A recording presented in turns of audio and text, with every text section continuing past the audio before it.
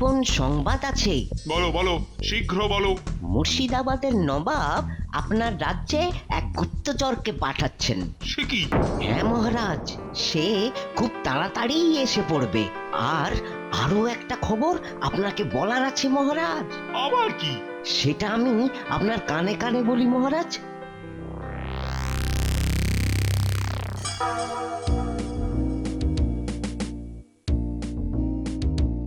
আরে পুটি, এবার পুজোয় কতগুলো জামা কাপড় পেলি বলতো? 5টা। আমার 5টা। আমার 6টা।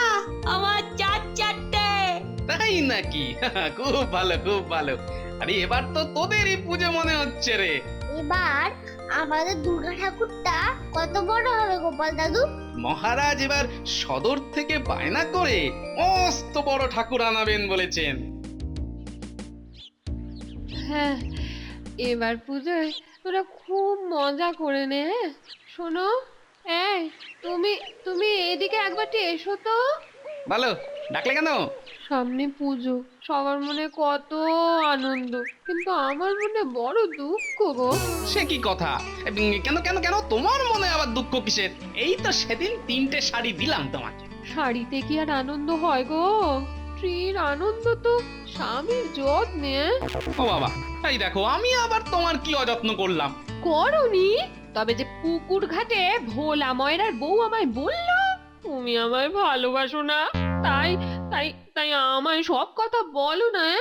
এই দেখো গিন্নি, আমার ঘাড়ে কটা মাথা আছে, হ্যাঁ, যে আমি তোমায় সব কথা বলবো না? আরে যা জানি সবই তো বলি তোমায়। তাহলে বলো তো, বলো তো, বলো।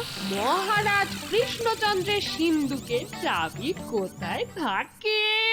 হ্যাঁ, এ আবার কি প্রশ্ন গিন্নি? হ্যাঁ, তুমি তো মহারাজের কাছের লোক, তুমি নিশ্চয়ই জানো।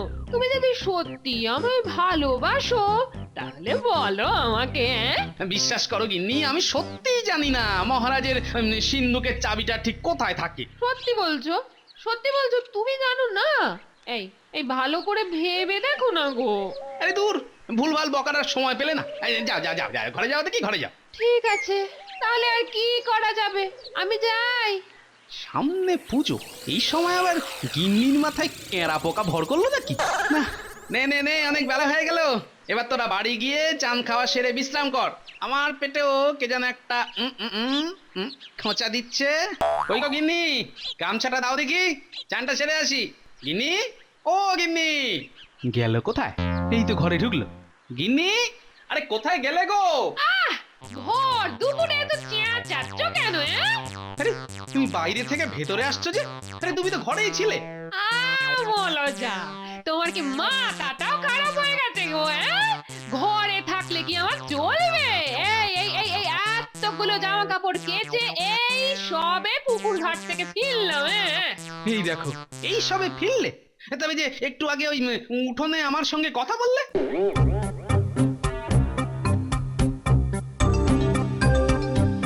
এক পলকের একটু দেখা, আরো একটু বেশি হলে ক্ষতি কি? যদি কাট।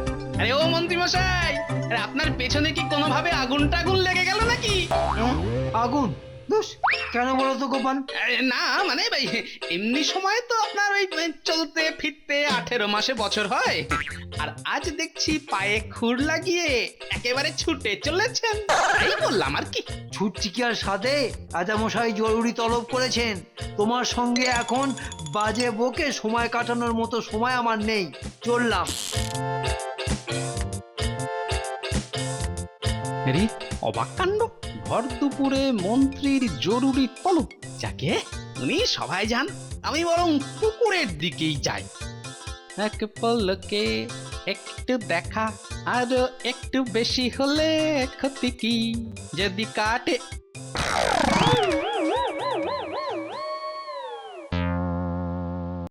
কি, এই তো একটু আগে মন্ত্রী মশাই রাজসভার দিকে চলে গেলেন। তাহলে তাহলে ওই দিক থেকে আবার আসছেন কি করে? হ্যাঁ, আরে আমি কি ভুল দেখছি নাকি? না না, মন্ত্রী তো। কি হে গোপাল, ভর দুপুরে এরকম ভ্যাবলা কান্তের মতো এখানে দাঁড়িয়ে আছো কেন? না, তার আগে আপনি বলুন তো মন্ত্রী মশাই, এই একটু আগেই তো আপনি রাজপ্রাসাদের দিকে চলে গেলেন মহারাজের সঙ্গে জরুরি কথা বলতে, তা আবার আপনি ওই দিক থেকে এখানে এলেন কি করে?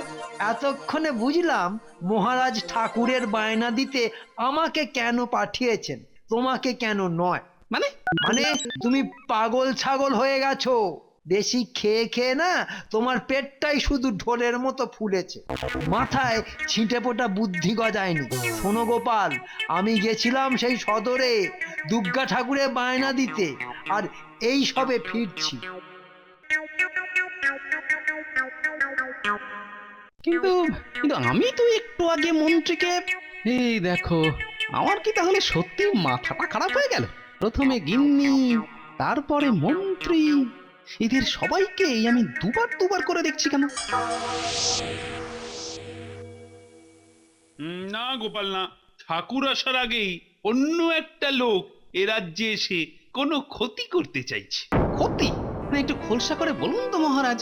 নবাব এক গুপ্তচরকে এ রাজ্যে পাঠিয়েছেন, সে আবার অতি ধূর্ত এক লোক। সে কি? নবাব তাকে কেন পাঠিয়েছে মহারাজ? মনে হয় আমার সিন্ধুক থেকে এ রাজ্যের দলিল চুরি করার জন্য। তুমি তুমি বুঝতে পারছো তো গোপাল, দলিল চুরি হয়ে গেলে কি সর্বনেশে কাণ্ডটাই না ঘটবে। হ্যাঁ, বিলক্ষণ বুঝতে পারছি মহারাজ। শুধু তাই নয় গোপাল, এই গুপ্তচর নাকি যে কোনো সময় যে কোনো লোকের ছদ্মবেশ ধারণ করে সবাইকে বোকাও বানিয়ে দিতে পারে। ছদ্মবেশ? আরে কি ভাবছো গোপাল? না, ভাবছি যে মহারাজ, এ রাজ্যে আবার কোনো নতুন রোগ এসে উপস্থিত হলো কিনা।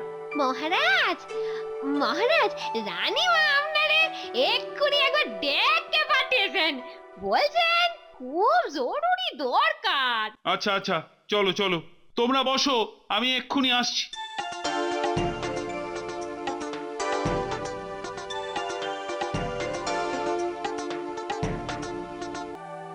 মন্ত্রী মশাই, বসিয়া বসিয়া ম্যাজ ম্যাজ করে গা, সেই যে গেল, রাজা তো এখনো ফিরিল না। চুপ করো, রাজামশাই রানীমার কাছে গেছেন। না, না মানে দরকারি কথা আছে বললেন, কিন্তু কিন্তু এত সময় পার হয়ে গেল, এখনো তো এলেন না। হ্যাঁ, কোনো সংবাদও তো পাঠালেন না। সব কিছু কেমন যেন গন্ডগোলের মনে হচ্ছে। ওই তো মহারানী এসে গেছেন। হ্যাঁ মন্ত্রী, আমি মহারাজের কাছে জানতে এলাম মা দুর্গার বায়না দেওয়া আছে কিনা। তা তিনি কোথায় গেলেন বলুন তো? ও মা, কিছুক্ষণ আগে দাসীকে দিয়ে আপনিই তো ওনাকে ডেকে পাঠিয়েছিলেন, উনি তো আপনার কাছেই গেলেন। সে কি কথা, উনি তো আমার কাছে যাননি। জাননি, কিন্তু কিন্তু মহারাজ তো অনেক আগেই বেরিয়েছেন। তাহলে কোথায় গেলেন উনি? কি হবে এখন? রানীমা, আপনি উতলা হবেন না, আপনি অন্দর মহলে যান, আমি দেখছি। সবাই মিলে এক্ষুনি মহারাজকে খুঁজতে শুরু করো। হালচাল তো ভালো বলে মনে হচ্ছে না। না, আমি আগে গিয়ে সিন্দুকটা সামলাই। তুমি আমার ওদিকে চললে কোথায়? সিন্দুক পাহারা দিতে হবে মন্ত্রী মশাই। হয়েছে মাথা ব্যথা, আর তুমি দিচ্ছ পেট খারাপের ওষুধ। রাজাকে না খুঁজে তুমি যাচ্ছ সিন্ধুকের কাছে। সেটাই তো এখন বেশি দরকার মন্ত্রী মশাই। এ কি, তোমরা সবাই উঠে হুড়োহুড়ি করছো কেন? মহারাজ, আপনি ফিরে এসেছেন। উফ, বাঁচলাম। আমরা ভেবেছিলাম আপনি হারিয়েই গেছেন। হ্যাঁ মহারাজ, তাই আমরা বড়ই উতলা হয়ে পড়েছিলাম। আরে আমি তো গেছিলাম বাগানে রানীকে খুঁজতে, কিন্তু খুঁজেই পেলাম না, তাই আবার ফিরে এলাম। ওহ, আচ্ছা গোপাল, তুমি ওই সিন্ধুক নিয়ে কি একটা বলছিলে, শুনতে পেলাম, বলো। হ্যাঁ বলছিলাম যে মহারাজ, ওই আমার বাড়ির সিন্দুকটার উপর অনেক ধুলো পড়েছে মহারাজ, পুজোর আগে পরিষ্কার করতে হবে। সন্ধে হয়ে গেল, তাহলে আমি এখন আসি মহারাজ, আসি। আচ্ছা আচ্ছা, যাও যাও। মহারাজেরও দেখছি সেই রোগ ধরেছে। রি বাবা, ব্যাপারটা তো মোটেও সুবিধের নয়। কিছু একটা গন্ডগোল নিশ্চয় আছে, ব্যাপারটা দেখতে হচ্ছে। শোন, এবার একটা মজা হবে। তোরা এই ঝোপের মধ্যে লুকিয়ে থাক, তাহলেই সেটা দেখতে পাবি। কি মজা গোপাল দাদু! আরে সবুরে মেওয়া ফলে, একটু সবুর কর, নিজের চোখেই দেখতে পাবি। তোরা এখানেই থাক, আমি একটু ঘুরে আসি।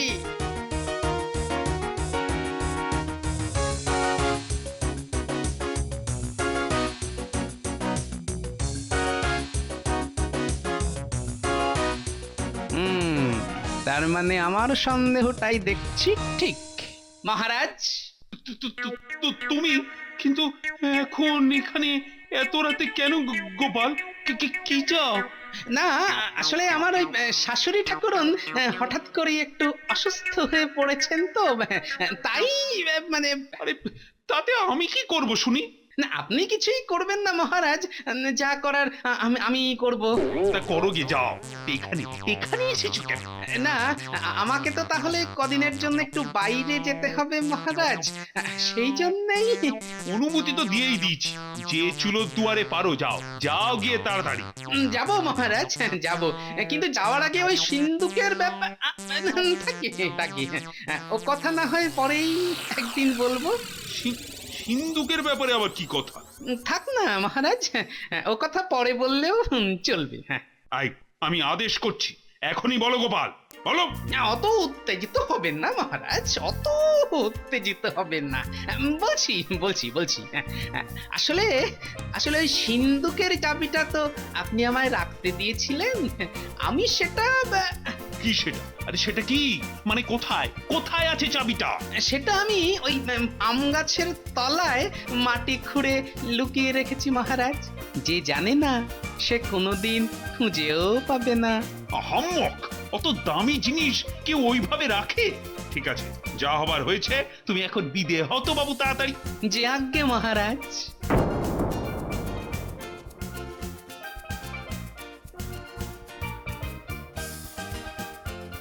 চুপ করে দেখ, এবার কেমন খেলা শুরু হয়।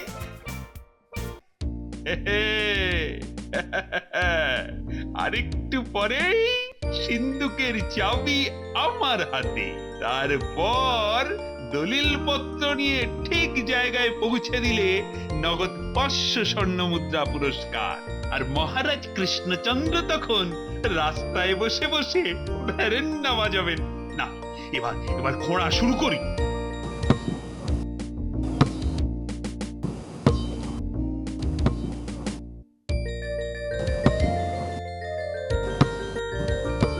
কোথায় গেল? আরে চাবিটা কোথায় গেল? না, এদিকেও তো চাবিটা নেই। না, চাবিটা আমায় পেতেই হবে। চল এবার বেটাকে হাতে নাতে পাকড়াও করি।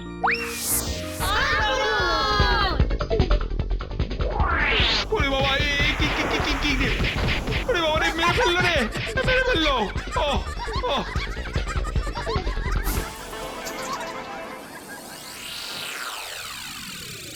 কি ব্যাপার, প্রহরী দিয়ে ডাকতে পাঠিয়েছো কেন? হ্যাঁ কি গোপাল, তুমি মহারাজকে এভাবে বেঁধে রেখেছো? ওরে বাবা, বিদ্রোহ! গোপাল বিদ্রোহ করেছে, বিদ্রোহ চারিদিকে বিদ্রোহ আজ।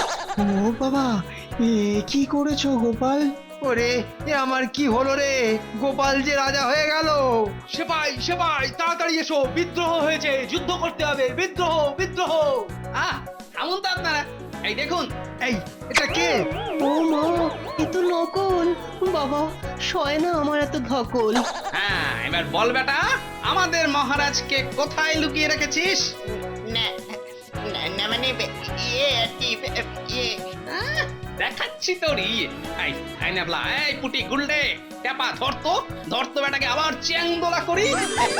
না বলছি ওই বাগানের মধ্যে মহারাজকে বেঁধে রেখেছি। সে কি সেনাপতি, যাও এক্ষুনি মহারাজকে বাগান থেকে নিয়ে এসো। এইবারে বুঝলেন তো আসল ঘটনাটা কি? সে তো আমি আগেই বুঝেছিলাম যে নিশ্চয়ই কিছু একটা গন্ডগোল আছে। সেটা বুঝবেননি? আপনি তো বুদ্ধিমান লোক, তবে কি না আপনার বুদ্ধিটা ওই চোর পালানোর পরে বেরিয়ে আসে, এই আর কি। ওরে বাবা রে, হাঁপ ছেড়ে বাঁচলাম। বাবা, হাত পা গুলো একেবারে ব্যথা হয়ে গেছে। গোপাল, আরে ও গোপাল। এই যে মহারাজ, আর কোনো চিন্তা নেই, আপনাকে যে বেঁধে রেখেছিল সেই ছদ্মবেশী গুপ্তচরটা এখন আমাদের জালেই বাধা পড়েছে। হ্যাঁ এই বেটা, আজকে তোকে গরম তেলে লুচির মতো ভাজবো। আমার ছেড়ে দিন, আমার ভুল হয়ে গেছে। ভুল? বেটা শয়তান, নবাবের ল্যাংবট, নবাবই তোকে আমার দলিল চুরি করতে পাঠিয়েছিল, তাই না? না না মহারাজ, নবাব নয়, ওই পুরস্কারের লোভ দেখিয়ে ওনার উজির মশাই আমাকে এখানে পাঠিয়েছিলেন মহারাজ। হ্যাঁ, তোকে তো পুরস্কার দেবই সেনাপতি। এই এক্ষুনি এক্ষুনি এই বেটা জোচ্চোরের মাথা ন্যাড়া করে ঘোল ঢেলে গাধার পিঠে উল্টো করে চাপিয়ে এ রাজ্য থেকে বের করে দাও, এক্ষুনি বের করো। সত্যি সত্যি গোপাল, আরো একবার তোমার জন্যই আমি আর আমার রাজ্য রক্ষা পেল। কিন্তু গোপাল, তুমি কি করে বুঝলে বলো তো যে গুপ্তচরই আমার ছদ্মবেশ নিয়ে সবাইকে বোকা বানাচ্ছে? চুলকানি মহারাজ, চুলকানি। কথায় বলে না, স্বভাব যায় না মোলে।